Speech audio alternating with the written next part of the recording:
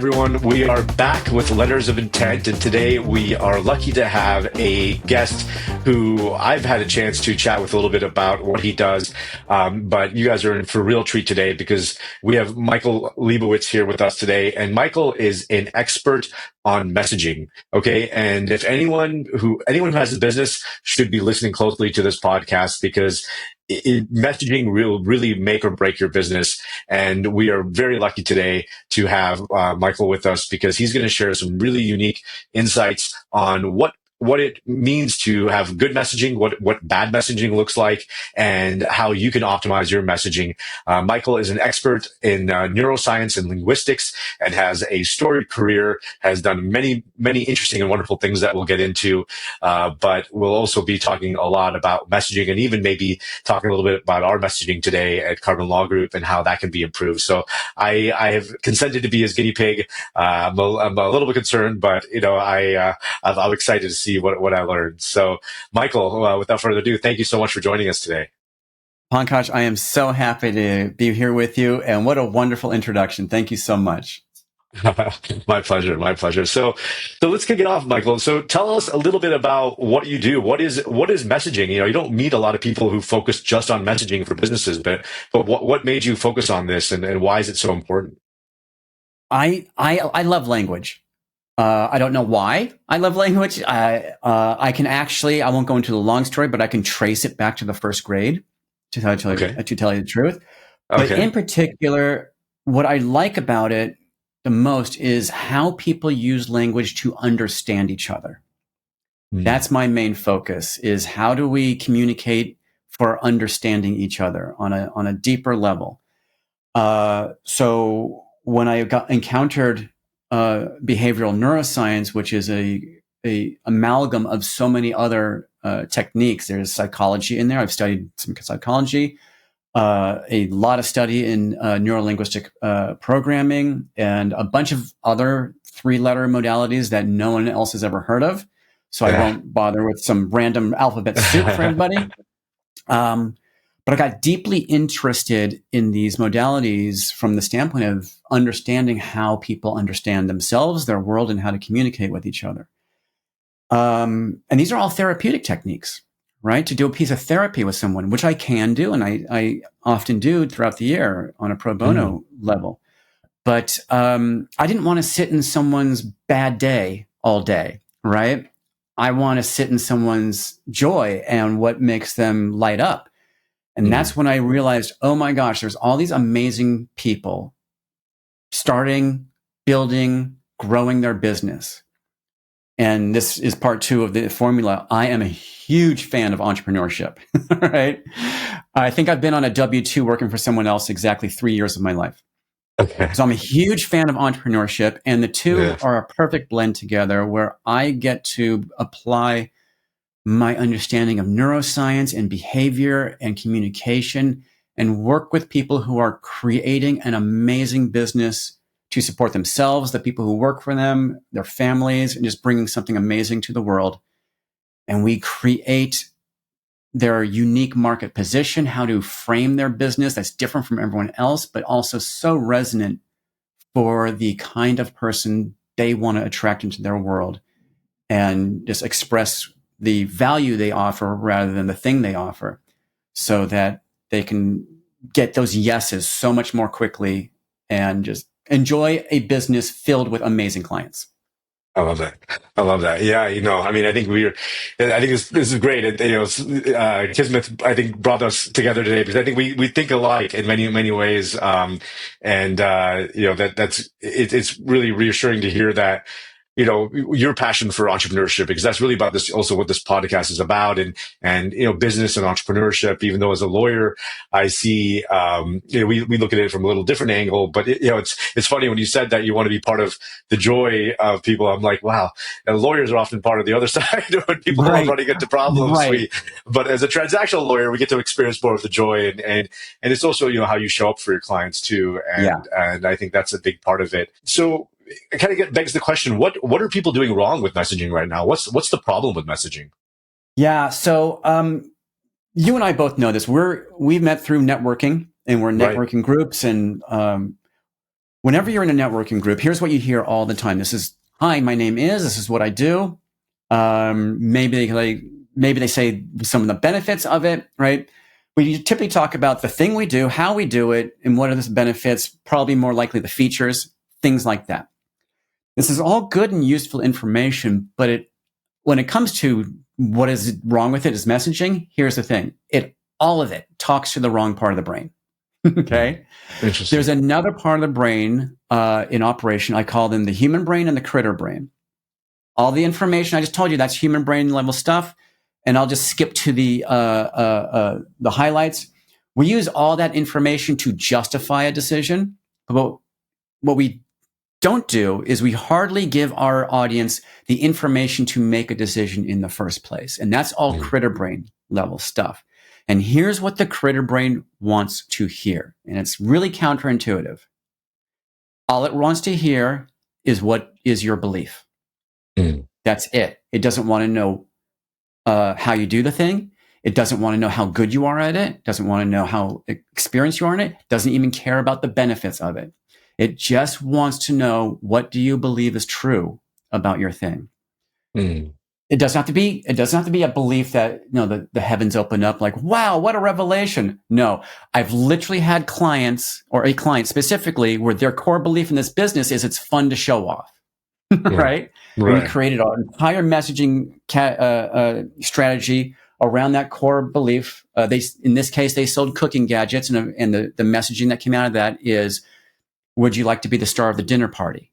Right? We create dinner party stars, right? This attention and this, I get to be the center of attention type stuff. Worked out great. 10% growth from then on when they were stagnant. That is the main thing this part of the brain wants to know. What do I believe? And this is what's missing from almost everyone's communication, from the solopreneur all the way up to Fortune 500, Fortune 100. The difference with those people at the high end is they got a lot of money just to hammer you with the other stuff till it finally sticks. Right? So what I do with my people and the joy I like to sit in with them is, most of my job at the beginning is to elicit what is the belief system you are using that is underpinning your entire business. And when we reveal it, oh my God, the smiles and that's it. This is what I've been trying to say to everybody, and I just didn't know how. It's just a belief. It's just a belief. From my estimation, there's no science behind this. There might be. I haven't found it, and I haven't done research on it, but just observationally, 80 to 90% of all human communication is literally just two people hurling beliefs at each other. They are literally how we understand and organize our world. So when it comes to messaging, that's the thing that makes us feel a connection. It also makes us feel trust. We've all heard they have to know, like, and trust you. Trust. I do a workshop every month, and in that I show the neurology of trust. And at the core of it is belief systems. And we just want to know, do we share the same belief? And if so, oh my God, you're so awesome. Wow. Of all the options, there's something about Pankaj I really like. Yeah. Right? Yeah. I'm going to work with you. Yeah. And it's all belief based, but hardly anyone knows to do that because it's kind of scary territory for a lot of people. Gosh, what if they really see me? Or that doesn't seem like information people need to know. Like, no, it's the first thing they need to know. Right. Interesting. I wonder, because I've read books by, like, I don't know, Robert Cialdini on like influence. Persuasion. And he even has persuasion. Yeah. Is that kind of what you're talking about when you're talking about messaging? Is that what messaging needs to get to, like the social proof? Is that how people are making decisions, or is there something beyond that people need to address when they're thinking about messaging? It is part of it. So when I look at Cialdini's work in persuasion, those are very good elements of communication, but they skip the foundation. Most of this stuff, Cialdini's work, there's another person out there by the name of Donald Miller, who has written some very good books about storytelling called Story Brand, which is a great framework for communication. But what they skip, I call them step one, or step two, they're skipping step one. Right? Or they're skipping the part before you get to their stuff, which is where I go, it is like, okay, what's the foundational belief in your business? It's the keystone for everything else. Once you have that clearly identified and articulated, all the stuff from Cialdini starts to make sense, and you know exactly what to do in those spaces, right? What's your foundational belief? My foundational, well, I have many, but Okay. one of them is people do not buy your thing. What we buy is what your thing means to us. Mm. Meaning is everything. And when you find the meaning, you find the message. When you find the meaning, you find the message. I love that. Yeah, Yeah. Okay. absolutely. Okay. Every business, God, I have so many beliefs around this. Every business is a reflection of the business owner, of the person who runs the business. They are literally aspects of self. My job is to help you find what those aspects are, turn them into really good messaging. And lo and behold, when you put that in the world, guess what happens? People are very clear on who you are, what you represent to them, and what meaning you hold in their world. And the right people go, oh, hell yeah, that's who I want to be with. And the wrong people, their brain just turns it off. They won't even come into your world. So if you're experiencing a situation where I'm attracting the wrong people or I'm just getting really difficult clients, this is why. Interesting. Yeah. I love that. So, yeah, I think about, obviously my life and my business. And I'm almost wondering, I sometimes struggle with messaging because I'm interested in doing a lot of things. I help a lot of clients with business issues. Right. We provide general counsel to business, but I realized for a long time that I wasn't really getting as much traction because I was a business attorney. But once I said, oh, I'm a startup attorney or a trademark attorney or whatever it might be that, we focus on, how important is like the niche in what you do versus, explaining what you're kind of even passionate about or what you care about? So what you're passionate about, what you care about is really useful. When we start talking about what we're passionate about, a lot of interesting information is attached to that, but it may not be effective information, right? Mm. Because one of my values is, yeah, communication for understanding is fantastic, but let's face it, we are in a business context. Yeah. And the ultimate goal is client acquisition. It's not messaging like, wow, that sounds great. I'm like, yeah, fantastic. But let's make sure it's effective. Effective Mm-hmm. for what? Effective for attracting clients, for getting a yes a lot faster. Right. So when you start going into passion and such like that, there's a place for it.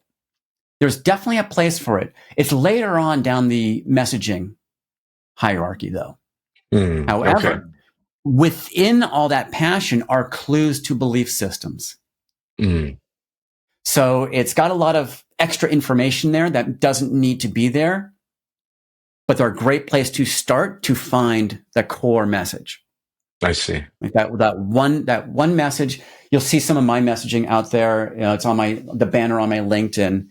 Every business has that one powerful message that just makes their people say yes.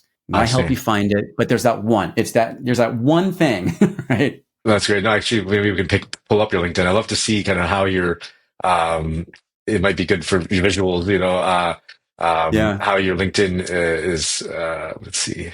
Yeah, so I see I love it, like messaging badass. I love that. Okay. Yeah, that's the result. I changed that fairly recently. Yeah, messaging badass, leveraging all that stuff. And yeah, at the end there, yes, fine, I'll write a book one day. Right. It's actually in the process. Okay. So, Okay. yeah. Exciting. That's exciting. So, yeah, I'm sure there's a lot to share. I mean, this seems like a very captivating subject to write about. So that's great to hear that you're writing a book on And this. right away, look at the about section. The first sentence, language is where the rubber meets the road. You can have the most finely tuned marketing strategy and an exquisite sales process, but none of it will matter if what you're saying in those moments doesn't inspire your audience to want you. Mm. Right? And that's where a lot of people get hung up. When they think about the territory I'm in, messaging, they think marketing, they think sales. And that's great. Yeah. Everything I'm talking about is foundational to both of those. Right? what I do is I play well with marketing. I play well with sales because my outputs are their inputs. So yeah, but a lot of times people focus on structure, like processes and formulas, and that's fine. But all that is meant to come down to one moment, a conversation, whether online or in person with someone. What are you going to say? And is it going to be effective? So how do you close a deal, right? So is that it? Like, what can you say to help close the deal when people are coming to you? Or is it more than that? Okay, so now we're talking about sales to close a deal. Okay, here's how sales is generally taught, and this is not new. Everyone's going to yeah, duh. Okay, first there's rapport building. Then there's information gathering. This is where you're supposed to spend all your time. You're asking that potential client questions and find their what they want to solve and such like that. Then we want to talk about how we can solve their problem, our solution, and then ideally there's an ask. And I know there's a lot of psychology around people like, I'm afraid to ask, right? You should ask. If you like to work, always ask. So here's the deal. Between information gathering and I can solve your problem, here's my solution, there's a missing step that most people miss, and it's the most crucial step to the sale. And I'm going to go back to the beginning. I call it the belief transition. All you need to do is tell them what you believe. And I'll give you an example in a sec. But the reason why that's effective is everything that comes after that, which is to say your solution, your expertise, and even the ask are now framed in the context of that belief. So here's the example, and I use this example in my monthly workshop. So I had a client, this goes back several years, they do data analytics. Fine. Their marketplace, they chose a really narrow and deep vertical. Mutual insurance companies. Fantastic. Guess what? Mutual insurance companies have no idea what data analytics is or what it can do for them. Okay. Challenger sale. So what they were saying before was a bunch of, if you come to the workshop, you'll see it. And I usually say to people, raise your hand when you start falling asleep. And usually by the second sentence, people are raising their hand because it's word salad. Here's the core belief of this company. The mutual insurance industry is changing and the change is accelerating, right? It's all about change and the acceleration of change. Now, the outcome of that, and that's the thing that we haven't talked about because there's two parts to an effective message, belief and outcome. The outcome of that is we give you a plan to survive and thrive based on facts, not intuition. Now here we've reframed data analytics in that last several words. It's about facts, not intuition. That's how we want them to understand what data analytics is. That's accessible no matter where you're from, right? Okay. So let's go back to that belief. We know it's about our belief system is about change, and change is accelerating. That means in the investigation phase of that sales process, this is what I coach them on. We know you need to be asking, among other questions, your standard ones. Hey, so tell me about the kind of changes you're seeing in the last 5 years. How have those changes affected you? Have you thought about adapting to that change? What's going on? So we're priming the conversation to be about change. Right. Then when we got all the information we need, we can go to the belief transition, which is simply just a statement of the belief. And it's like, you say your thank yous for all that stuff. You say, okay, so here's how we see it. We see the mutual industry changing really fast. The big players are coming in. They're changing the conversation, and the change seems to be accelerating. And then we can ask, is that what we're seeing? It sounds like you're seeing that too, right? And they say, yes. That is the first most important yes you're going to get. They are now on your map of reality. They have now accepted your context of what we're really talking about. We're not talking about data analytics anymore. We're talking about change in the industry. And now when we talk about our solution, we can tie how every step of that solution has the purpose of helping identify the change and adapting to the change. So our first step is this, and this is important because, and related to change. Now, the ask at the end isn't, do you want some data analytics? Gee, I don't know. The ask at the end is, would you like our help adapting to this change and thriving in the future? It's a different question. It's a different ask, right? It's a different value proposition. So by changing this language, I was so pleased when I got an email from the CEO 6 months after we finished our work together, because they were a new business. They didn't have a track record. It's a 6-figure investment over 3 years, and there's no ROI until year 1.5. All right. Wow. Sell that to an audience that doesn't know really what you do. Right. So they were at just a handful of clients. I think 2 or 3. Maybe they were in week 5 of trying to get number 3. And I got an email 6 months later, and they've been working for like 10 months beforehand. He said, I just wanted to say thank you. We are now celebrating client number 10. Wow. It's a 5x increase of landed clients in 6 months. Wow. Just from changing the language and the messaging to be belief-based, add in some outcomes and some structure about how to include them in the conversation. Interesting. Yeah. That is fascinating. Yeah, it's in business. I always tell my team, when we were talking to clients too, that when they even go to a lawyer, they don't go to us to get a long contract and pay thousands of dollars just for a long contract. It's for that feeling, right? They're not buying what I'm giving them, but it's that protection, that feeling, that understanding. So, maybe you can talk about it in the context of professional services, or even as a lawyer. Sure. Like, what are lawyers doing wrong in terms of messaging? I'd love to hear your thoughts there.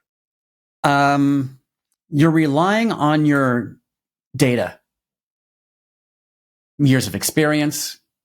I'm an expert. Wins and losses. If you're a litigator, right? If you're transactional, it's hard to have data on transactional. How many contracts? Deal right, size were successful. It's like, well, the goal is to not test that. Right? Exactly.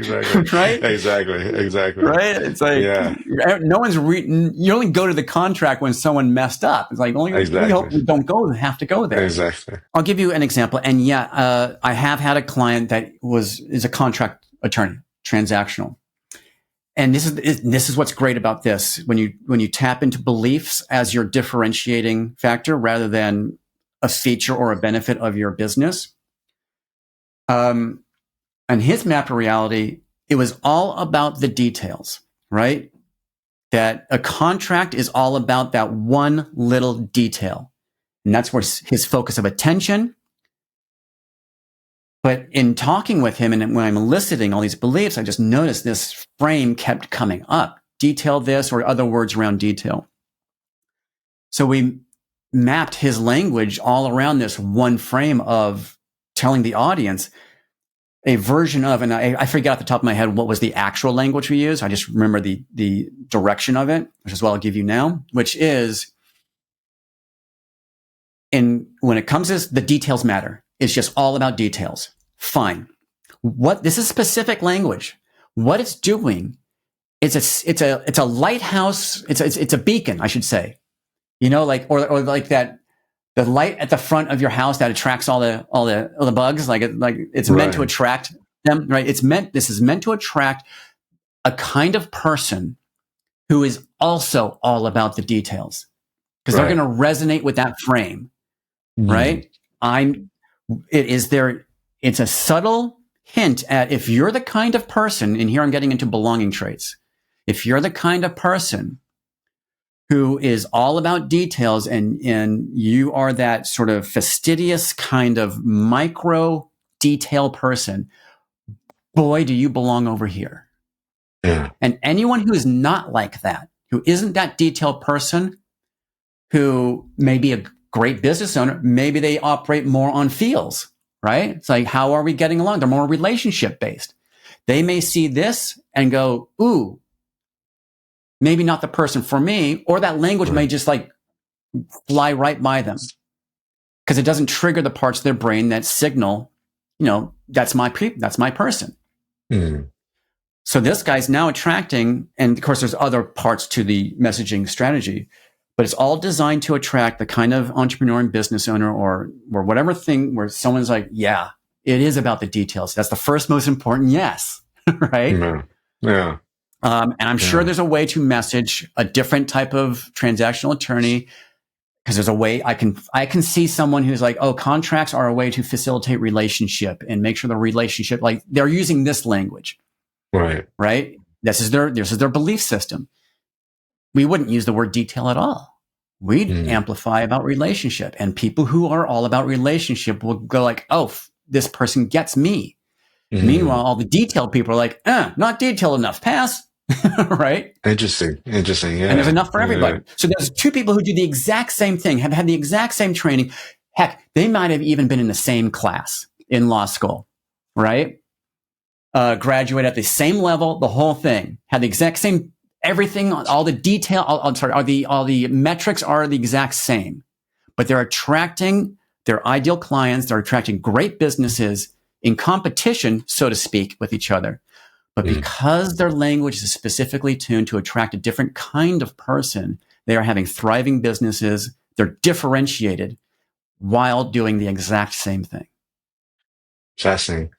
So it sounds like also you need to be really clear as a business owner about who you want to attract first. Actually, second. And here's where I differ from almost every other marketing point of view. It's like I'm standing alone, shouting in the wilderness with this one.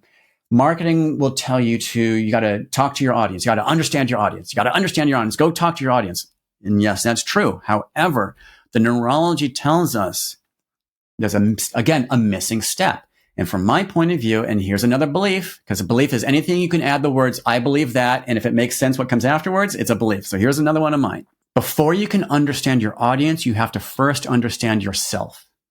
And that's the key. That's so you got to true. understand yourself, your belief systems, your perception of what you do. And by doing that, you can now start to understand, let's filter that. Now let's use that to go find the audience just to validate there's enough of them that will resonate with that. And there's almost always are, unless your belief system is like, that's really out there. How do I understand myself?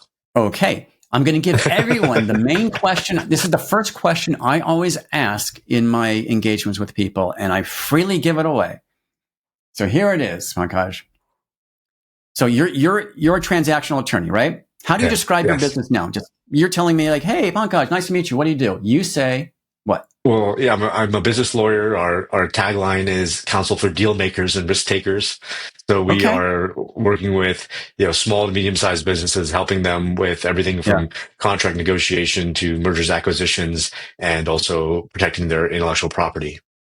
Okay, you're doing something very good there. Okay, but it's only in the space of we are counsel for deal makers and risk takers. Those are called belonging traits. And they're very powerful, and you're using them very well. Now, the real question is, and if you want, this is kind of like doing therapy on yourself or your audience. You can ask yourself this question. It's hard to answer it on your own. Just saying, but go for it. What's important to you, Pankaj? Not your audience, not the people you serve. What's important to you about this work that you're doing? And if you want, you can add in, especially for deal makers and risk takers. What's important for me? To provide my clients with the valuable service. Stop right there. Okay, that's for them. The second you start saying to provide them, you're talking about them. What's important to you? And I want to preface this with something. We are all in the business we're in, especially as entrepreneurs, because of our belief system. There's a reason why you're not an airline pilot. You're not a firefighter. There's a reason why you're not every other gazillion possibilities for making a living in the world. There's a reason why you have decided this is the path for me. And that's what I'm trying to get at. What's important to you about the work that you are doing? To uplift entrepreneurs and business owners and help them achieve their dreams, their goals of growing a business. Okay, now we're getting somewhere, especially that word uplift. Now, this is where you want to engage with someone like me because I know how to find the keywords. And the keyword there was uplift. I want everyone to notice how well uplift and deal makers and risk takers go together. Right. But when we just had deal makers and risk takers, that was just, this is the kind of person you are. But now we have context. We have uplift. Ooh, boy, do I want to explore more than that. I want to take up the whole time of this podcast to do that. But I just want to show the audience, like, It's the language. So, okay, you exist in a space of, we don't have the language for it. We don't have the framing of it yet, but we have directional. And this is only one of your beliefs. Right. You have many, right? Right. Tell me more about uplift. What's important to you? Actually, I'm more curious about this. Tell me more about uplift. What do you mean by that? To support, to encourage, to kind of catalyze, in some ways, Okay. entrepreneurs, to help them, I guess, overcome potential risks and challenges and just the unknown in starting a business, helping clarify that for them to starting and growing their business. So much going on there. Let me break it down. Okay. Sure. You started with support, which is useful, but I don't think should be in your language. Maybe later on down the road. Because here's why. Here's the language. All communication is mind control. Okay? Don't think of an elephant. Right. What did you just do? Okay. So we have this word uplift. Notice the directionality of it. It's upward, right? There's movement. It's active for number one, because it's got movement, and we have a direction of movement in that language. Then you said support. Notice support is static. It sits there. It's a floor. It's down. Right. That's why we don't want to use support. Yeah. Now, it's a chair. It's a chair. Yeah. Okay. Yeah. Right? Yeah. Now, there's a reason why you went to support, and I'd get curious, like, what did you mean by support? Because I'll bet you your version of support has that uplift component to it. Right. But maybe not, because then you said other things later on down the road that to catalyze. I forget the exact words you used, but I remember what I thought about them, and the intent behind that language you used was something like this. And here we start to have the first draft of your message, that in your work in transactional work, I forget what, I don't know, I'm not a lawyer. I know what you call your transactional attorney, your contracts and things like that, right? Right. In your work, it's our job, and here comes the belief, or it's related to the belief. You are about removing the roadblocks and obstacles on their way up. Now, you make sure nothing derails them. You make sure nothing stops them in their tracks, right? Because the direction is up. Right. For these deal makers and risk takers, you're the one who removes all the stuff that could have stopped the up. Right. Yeah. This is not language we use in public, but we have directionality to it. Right.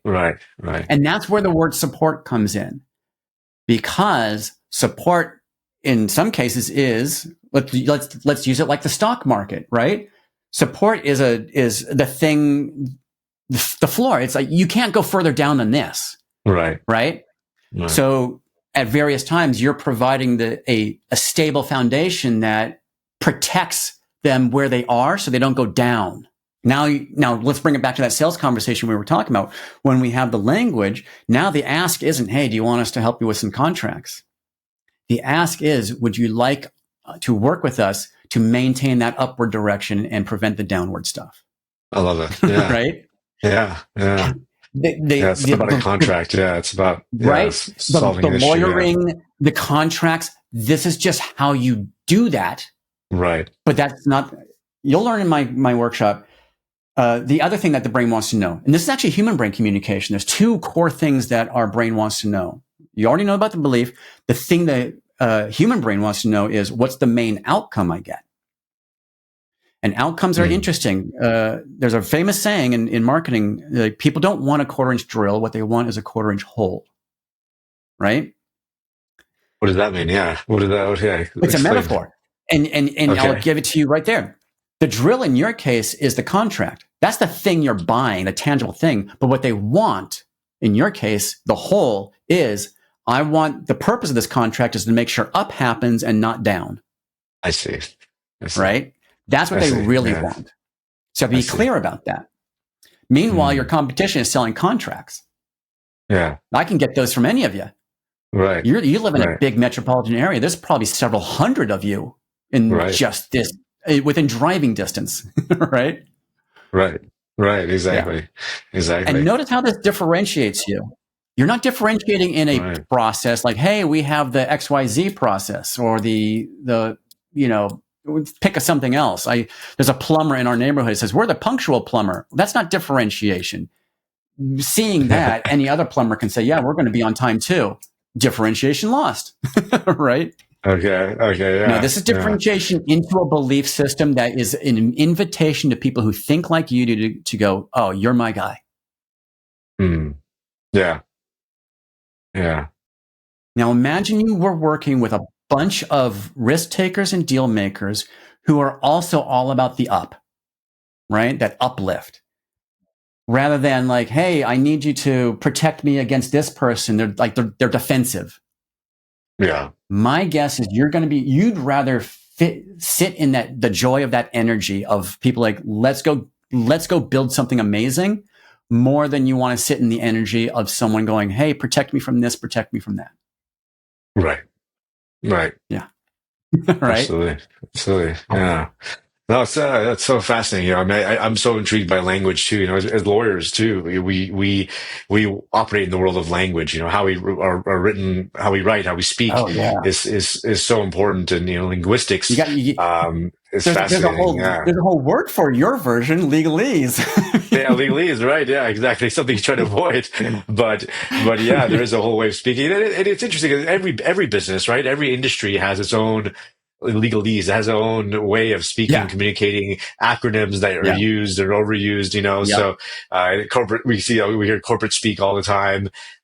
So it's interesting. You know, just even a way of identifying, right? We talk about identity and connecting with identity with messaging, because you know when you express Yeah. that belief, it sounds like that's what you're connecting with. You know, who are you, and who Absolutely. am I, and who are you, and how do we and Nailed it. do we speak the same language? Are we on the same page? Yeah. Yeah. Identities are just beliefs that start with the words I am. Mm. They are literally beliefs. And that's why beliefs matter. They are a window into identity. And all we want to do, and now we're getting into the deep neuroscience, all we want to Yeah. do is know that you are like me. Right. And here's where it gets really fun.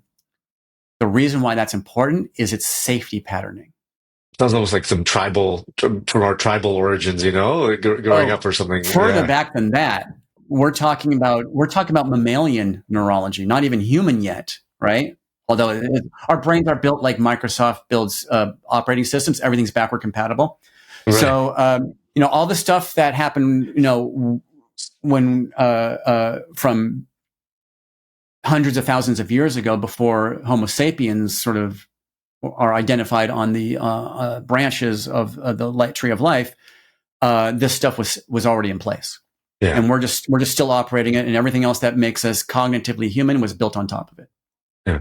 But it's still there, and we got to work with it. Right? Yeah. That's great. So you talked about your monthly meeting. How do people sign up? How do people find out more about that Easy, and attend? yeah.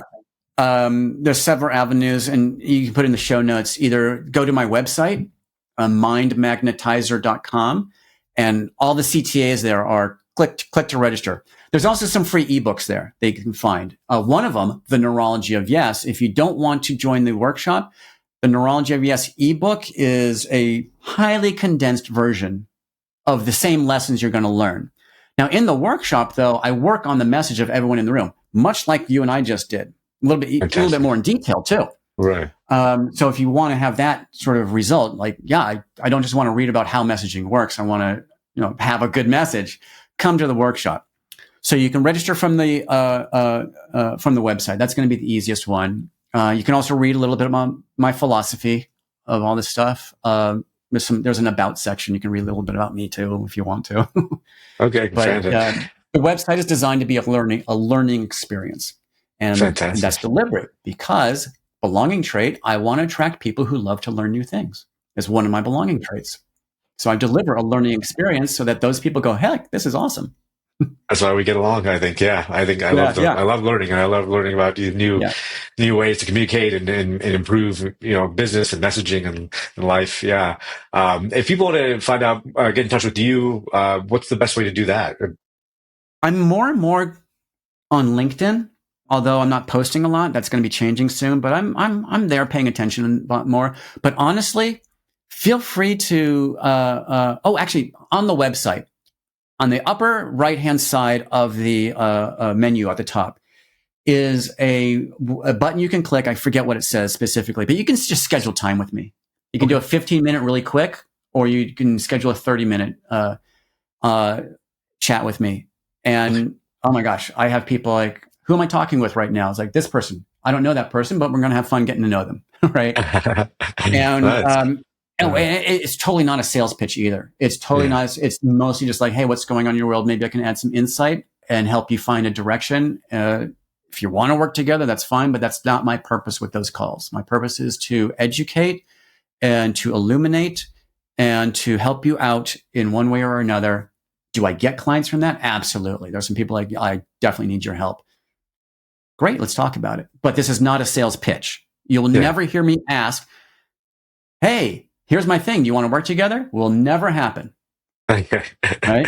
All right. Wonderful. No, I set it up so that you find it. I deliver a lot of value. And then the people who work with me always say, so what's it like working with you? Michael, tell me. Yes. That's my opening. You'll never hear me pitch, though. I love it.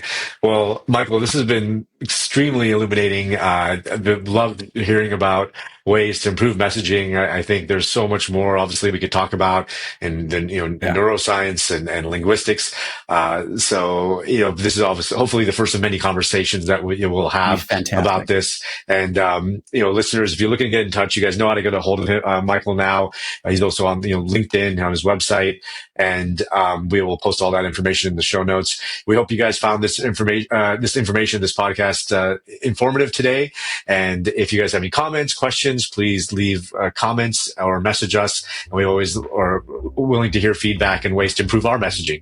So until next time, thank you again for listening to Lenders of Intent. I'm Pankaj Raval, founder of Carbon Law Group. And thank you, Michael, for joining us today. Thank you so much, Pankaj. I really enjoyed our conversation. Thank you.